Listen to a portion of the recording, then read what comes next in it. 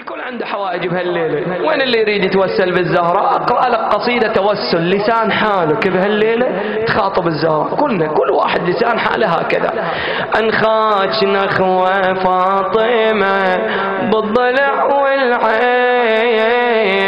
بالضلع والعين، وبحق جنين اللي سيقط وبذبح لحسين، وبذبح أنخاك نخوة، أنخاك نخوة فاطمة بالضلع والعين، بالضلع وبحق جنين، وبحق جنين اللي سيقط وبذبح قوي قوي شباب، وبذبح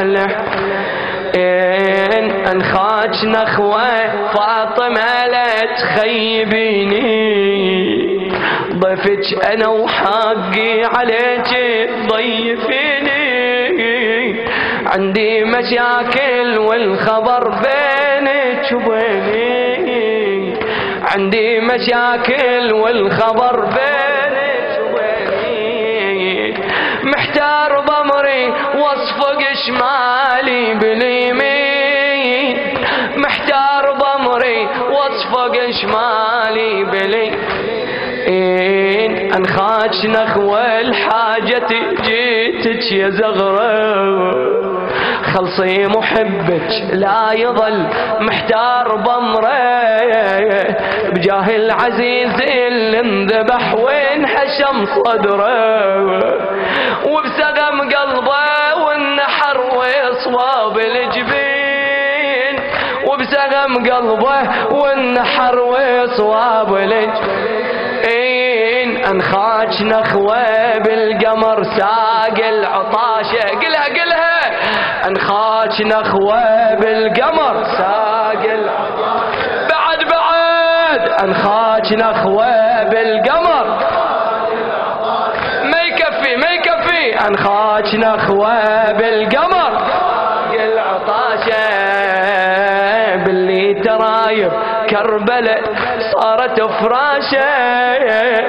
وعود خايب بالطلب هيهات حاشة، تراني في نار المصايب طايح سنين، طايح سنين، أنخاك نخوة فاطمة بالضلع والعين، بالضلع والعين، وبحق جنين اللي سيقط وبذبح لحسين، أنخاك نخوة فاطمة بالضلع والعين،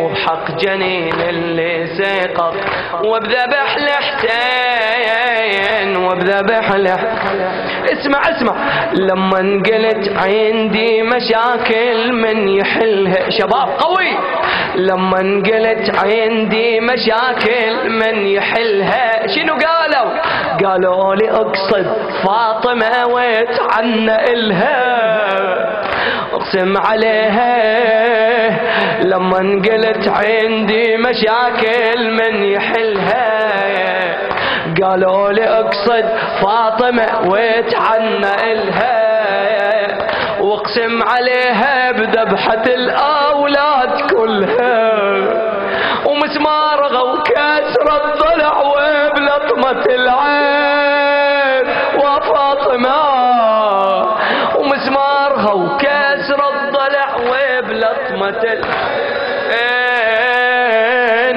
عندي مشاكل شيبت يا زهر راسي، حكم الزمن يم الحسن والناس قاسي، خلتني ميت ما دفن فاقد احساسي، واريد قبرك اوصل دليني من وين، دليني من وين، واريد قبرك اوصل دليني من وين، دليني من ليش تندل القبر، ليش تريد تعرف القبر، رايد على قبرك اجي واشكي لك هموم،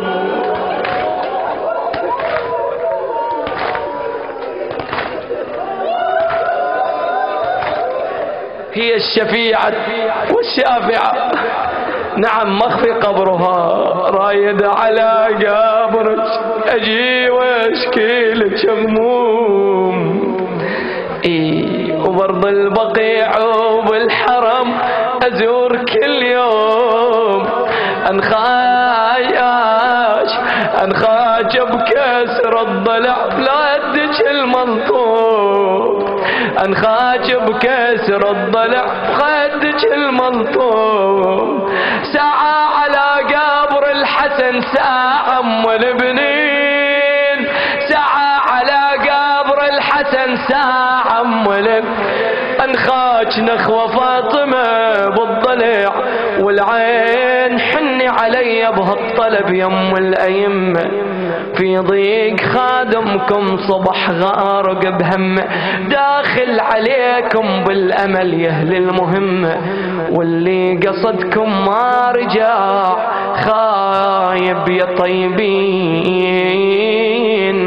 اليوم جردت السقيفة سيفها فغدا به رأس الحسين قطيعا.